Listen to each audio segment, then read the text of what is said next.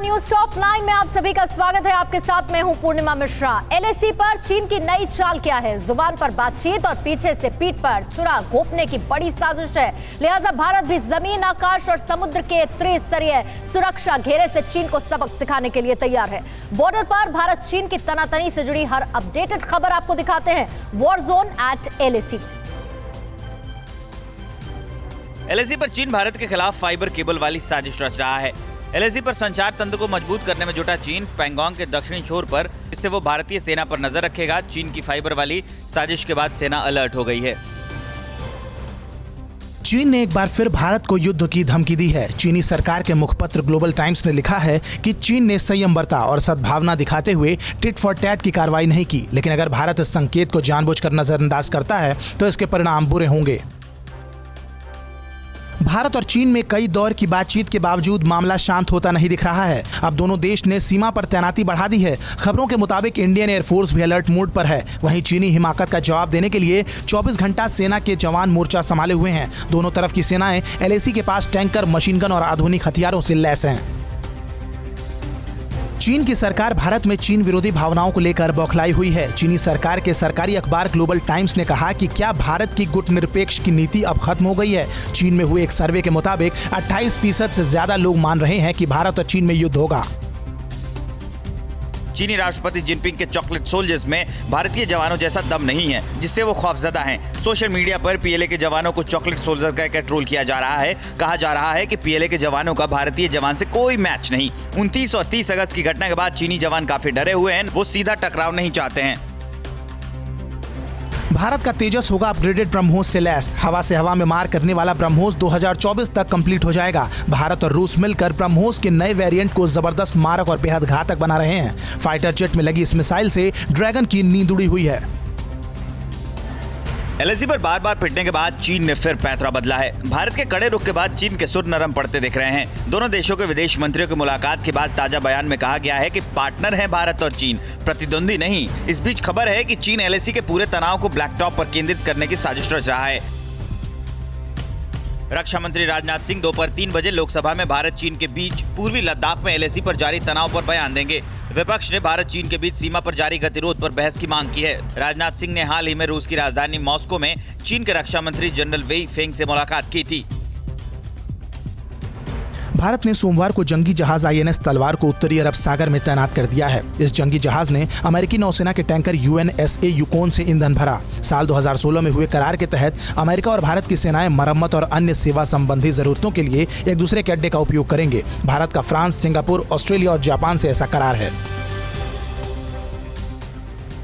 वहीं एलओसी पर पाकिस्तान ने सीजफायर की सारी हदें पार कर दी है। दूसरी तरफ यूनाइटेड नेशंस में भारत ने एक बार फिर से चीन को पटखनी दे दी।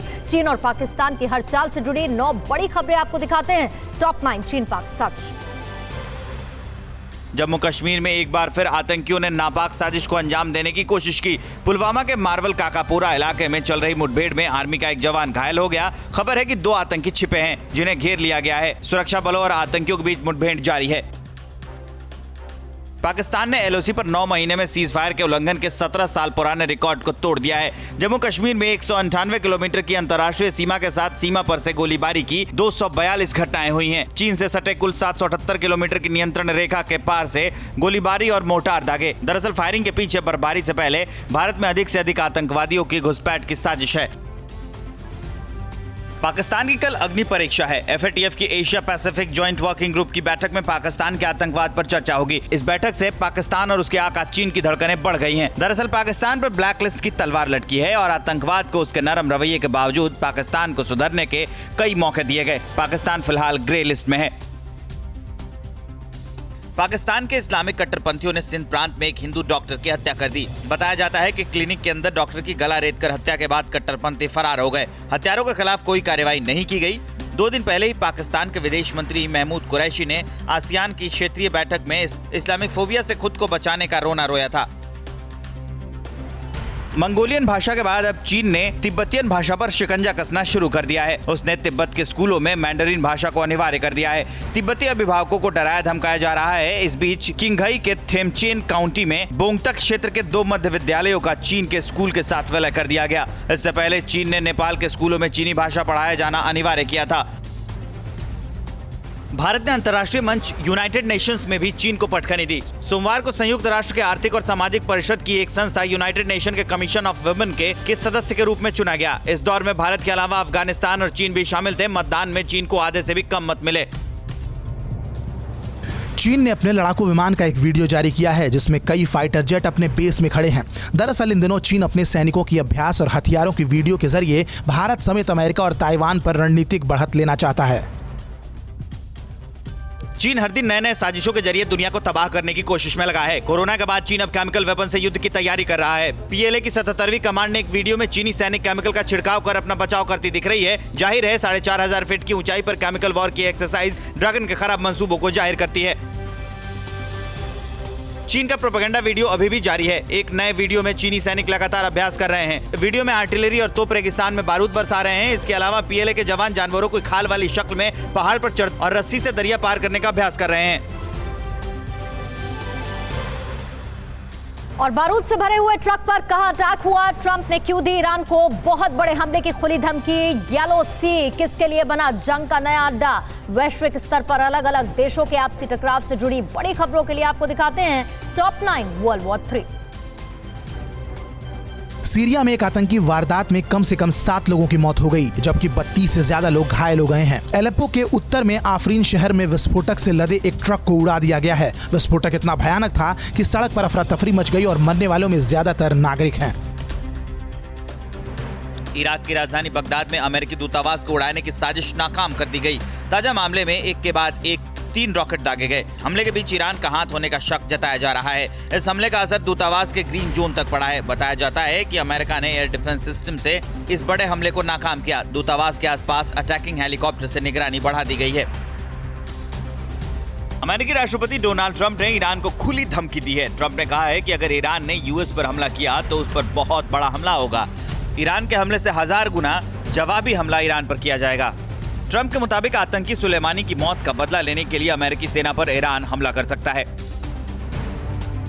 चीन की टेंशन अमेरिका ने और बढ़ा दी है। अमेरिकी वायुसेना जल्द ही अलास्का स्थित आर्कटिक महासागर में 5वीं पीढ़ी के सुपरसोनिक मिसाइल और लड़ाकुओं को तैनात करेगी। अमेरिकी सेनेटर डैन सुलिवन के मुताबिक अलास्का पहला अमेरिकी बंदरगाह होगा जो रूस और चीन की सैन्य शक्ति का मुकाबला करने में सक्षम होगा। अमेरिका की यह सैन्य टुकड़ी F-35 संयुक्त स्ट्राइक फाइटर्स और F-22 रैप्टर दोनों से लैस होंगे।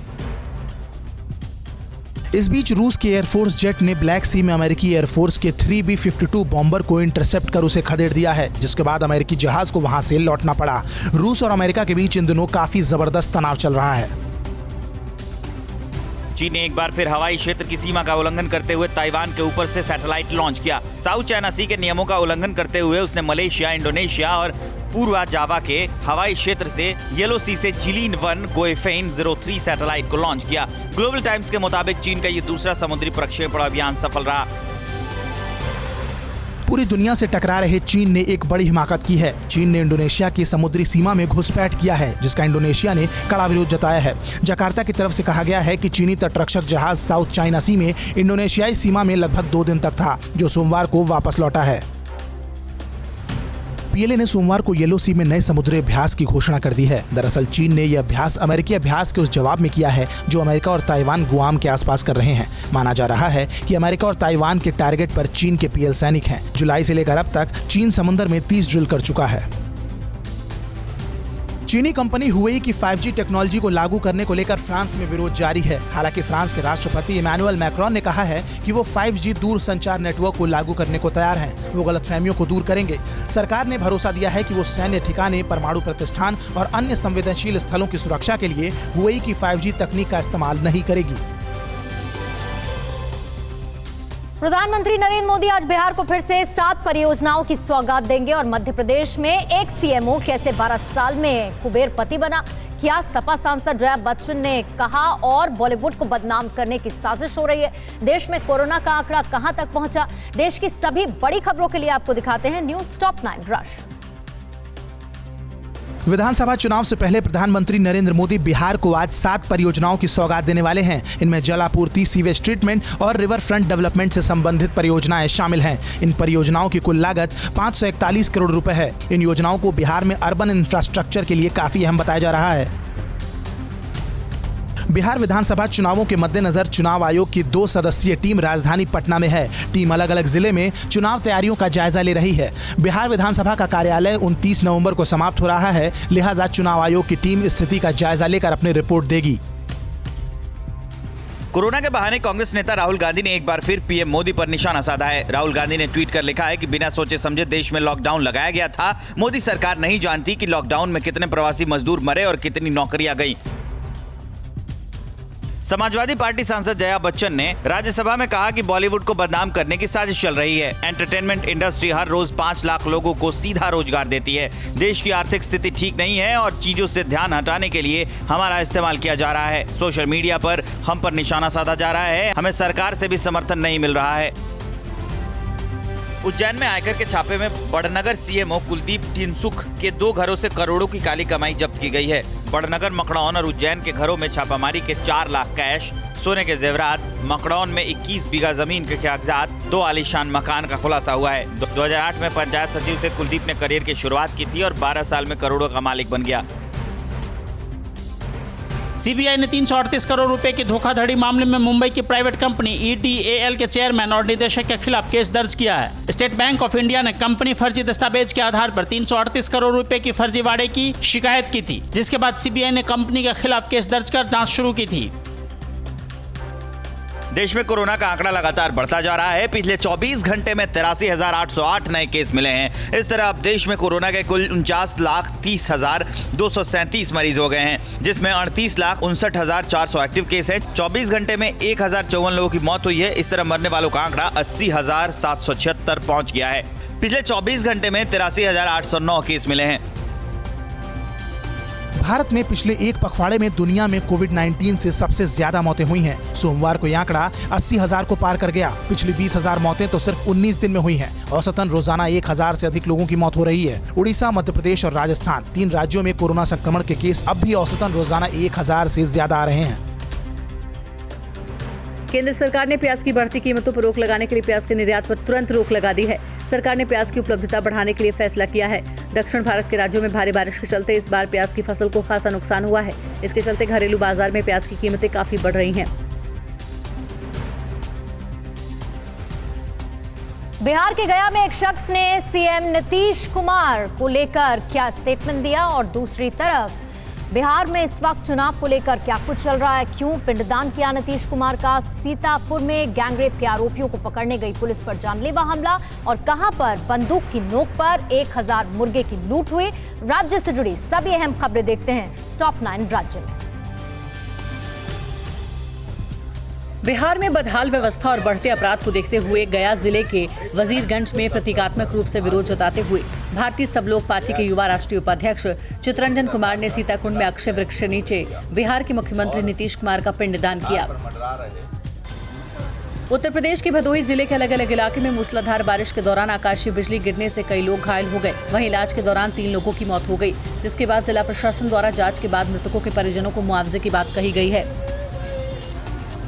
सुप्रीम कोर्ट के आदेश के बाद सूरजकुंड रोड पर बने गांव खोरी में अवैध निर्माण के खिलाफ कार्रवाई की गई। यहां निगम अधिकारियों की मौजूदगी में तोड़फोड़ की गई। इस दौरान मौके पर भारी संख्या में पुलिस बल मौजूद रहे। हालांकि स्थानीय लोगों ने कार्रवाई पर विरोध जताया, लेकिन पुलिस की मौजूदगी के आगे ये विरोध नाकाफी साबित हुआ। उत्तर प्रदेश के सीतापुर में एक नाबालिग से गैंगरेप के मामले में आरोपियों ने पुलिस टीम पर हमला किया। दोनों तरफ से गोलियां चली, जिसमें एक दारोगा घायल हो गया। गैंगरेप के मुख्य आरोपी आसिफ को पुलिस ने पैर में गोली मारकर गिरफ्तार किया, जबकि 3 अब भी फरार हैं। मामला इमलिया सुल्तानपुर का है, जहां 5 युवकों ने नाबालिग दलित से गैंगरेप के बाद उसका वीडियो वायरल किया था। हरियाणा में गुंडों के हौसले बुलंद हैं। यहाँ के पलवल जिले में पैसे मांगने पर एक जूस दुकानदार के दुकान में घुसकर लाठी डंडों और सरिया से पिटाई कर दी गई। सारा मामला सीसीटीवी में कैद हो गया है। 7 से 8 लोग बेरहमी से पीड़ित को पीटते नजर आ रहे हैं। पुलिस के मुताबिक आरोपियों के खिलाफ केस दर्ज कर कार्रवाई की जा रही है। झारखंड के गुमला में ग्रामीणों ने पीएलएफआई के एक नक्सली की हत्या कर दी। मृतक अपराधी संदीप तिर की हत्या, लूट और डकैती जैसे कई मामलों में नामजद था और इलाके के लोगों के लिए दहशत का सबब बन गया था। आपको बता दें कि इससे पहले भी ग्रामीणों ने इलाके के एक अपराधी की पीट कर हत्या कर दी थी। पुलिस मामले की जांच में जुटी है। यूपी के महोबा में व्यापारी इंद्रकांत त्रिपाठी हत्याकांड की जांच के लिए एसआईटी का गठन कर दिया गया है। 7 दिन में एसआईटी अपनी रिपोर्ट सौंपेगी। इंद्रकांत ने वीडियो जारी करके महोबा के तत्कालीन एसपी मणिपाल पाटीदार पर 5 लाख की रिश्वत मांगने और न देने पर एनकाउंटर का आरोप लगाया था। वीडियो वायरल होने के बाद इंद्रकांत को गोली मार दी गई थी। कल इलाज के दौरान उनकी मौत हो गई। झारखंड के रांची में वन विभाग के अधिकारी की महिलाओं ने जूते चप्पलों से पिटाई कर दी। आरोप है कि वन संरक्षक अधिकारी से डेली वेजेस पर काम करने वाली महिलाओं ने उनसे पैसे की मांग की थी। इसके बाद अधिकारी ने एक महिला को जूते से मारा, जिसकी सूचना के बाद स्थानीय लोगों ने कार्यालय के अंदर पहुंचकर वन संरक्षक अधिकारी की पिटाई कर दी। यूपी के लखीमपुर खीरी में बदमाशों ने बीती रात कारोबारी और उसके बेटे को बंधक बनाकर पोल्ट्री फार्म से 1000 मुर्गे लूटकर फरार हो गए। घटना निघासन के मनसापुर की है, जहां बीती रात बाइक सवार बदमाशों ने बंदूक की नोक पर मडई लाल को बंधक बना लिया और मिनी ट्रक से मुर्गे लेकर के फरार हो गए। न्यूज़ टॉप 9 रोज सुबह 7 बजे और शाम 7 बजे सिर्फ TV9 भारतवर्ष पर।